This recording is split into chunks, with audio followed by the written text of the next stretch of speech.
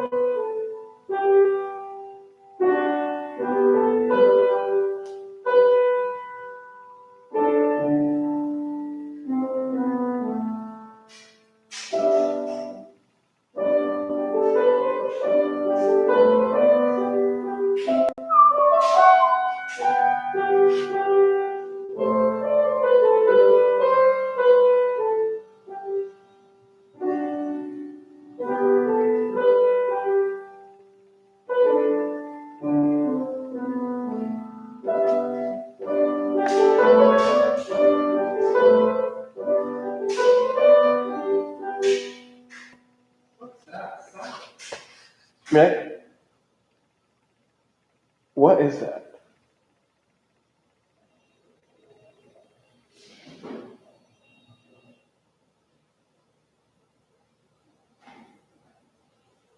It stopped as soon as you stopped playing. I said, what's that sound? It stopped.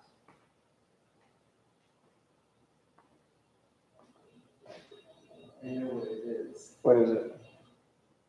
It's coming from the secret room. The Reverend Houghton had his waves. I don't want to hear that.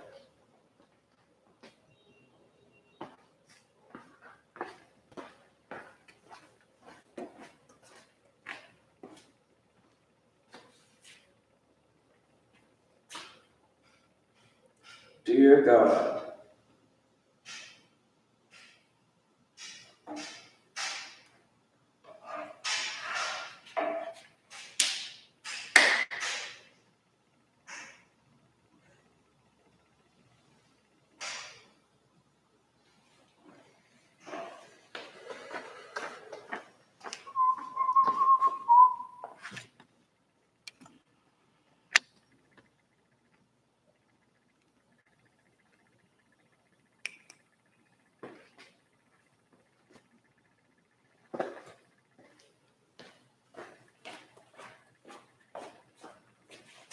Hello?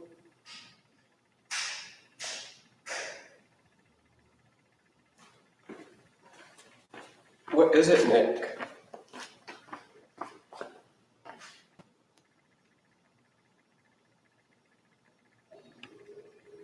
Hello? Hello?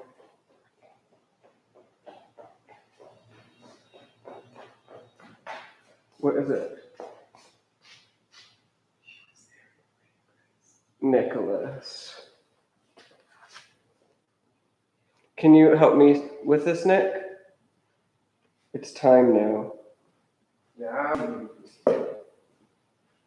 Alright, I'm gonna send you the link. And you can watch it on your phone. With headphones? No. I've got headphones too. They're on TV, though.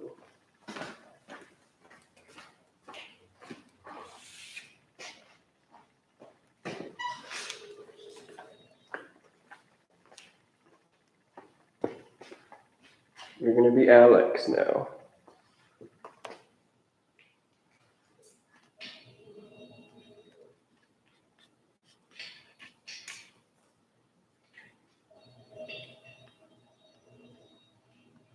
Well, the middle two of your social is the same as mine.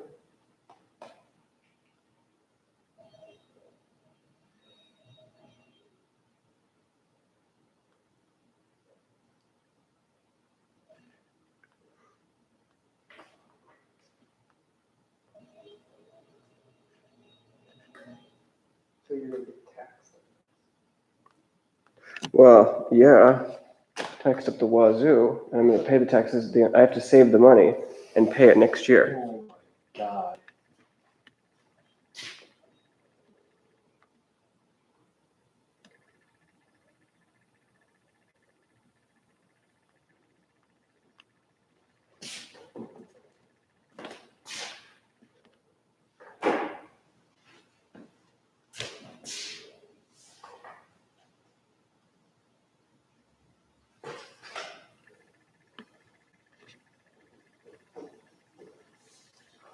Can you go stand and give a speech?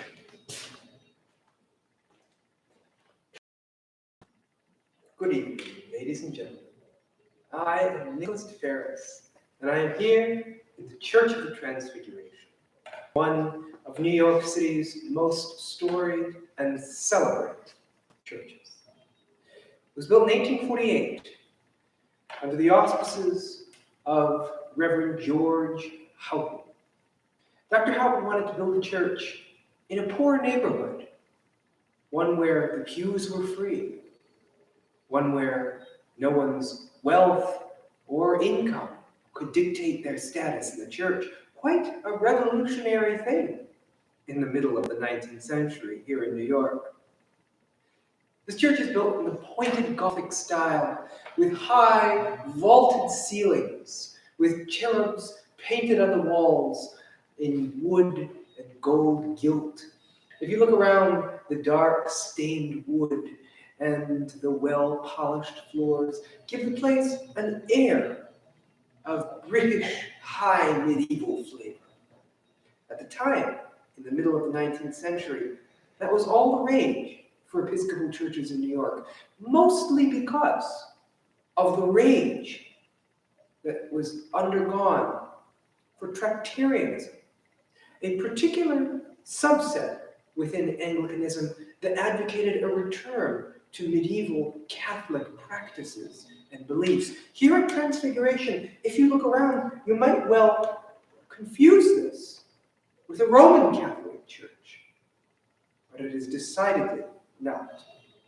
The Tractarians of the 19th century wanted to bring back the Rosary, a belief in the real presence of Christ in wafer, and also candles, vestments, incense, things that now we take for granted in an Episcopal church, but in the 1800s were quite scandalous, especially for low church Protestants who wanted to keep things exactly as they were.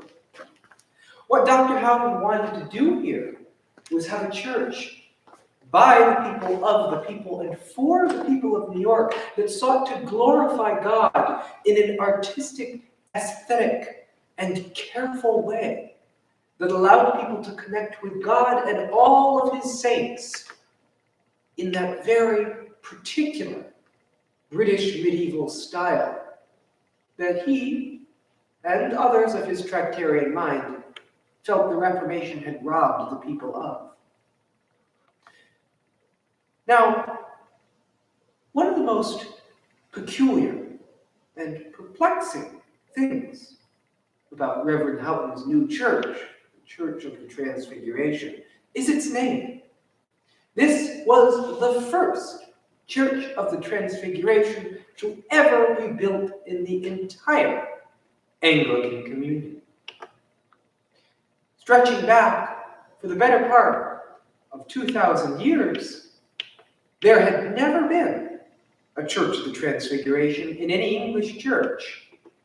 And here in America, where Anglicanism, otherwise known as the Church of England, flourished and grew in numbers, Dr. Houghton sought to build a new church that would look back to the old ways. And so Transfiguration was chosen as its name, that glorious moment where Christ was transfigured up into heaven instantaneously and assumed his almighty position at the right hand of God the Father. Now, the other peculiar thing about Transfiguration, and many of the Tractarian churches that flourished in the middle of the 19th century here in New York, was its return to a particular English kind of Catholicism. You see, the Tractarians, otherwise known as High Churchmen, espoused the belief that the church in England may have actually predated the church in Rome. They believed that since the time of Joseph of Arimathea's legendary transportation of the Grail to English shores, that the primacy of England as a home for the Catholic Church was in fact already established at the time that Rome became the center of the Christian world. This belief among high churchmen in the 1800s created this particular idea that there were three branches of the Holy Catholic Church. There was, in fact, the Roman Catholic Church that we're all familiar with. There is the Eastern Catholic Church, or the Eastern Orthodox Church. And then there is the Church of England, or the Anglo-Catholic Church. And these three churches form the three branches of God's holy church on earth and have preserved the succession of apostles straight from Jesus through Peter and down to the rest.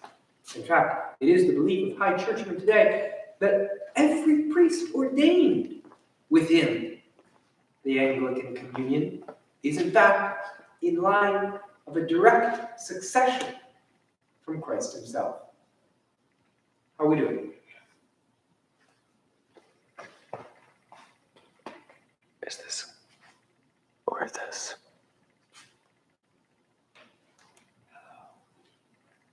I think that this is picking up the sound, not this.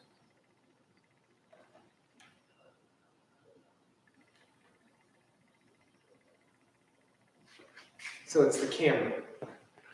It's picking up the sound from the camera. All right, well, we're in the same position that we were in before.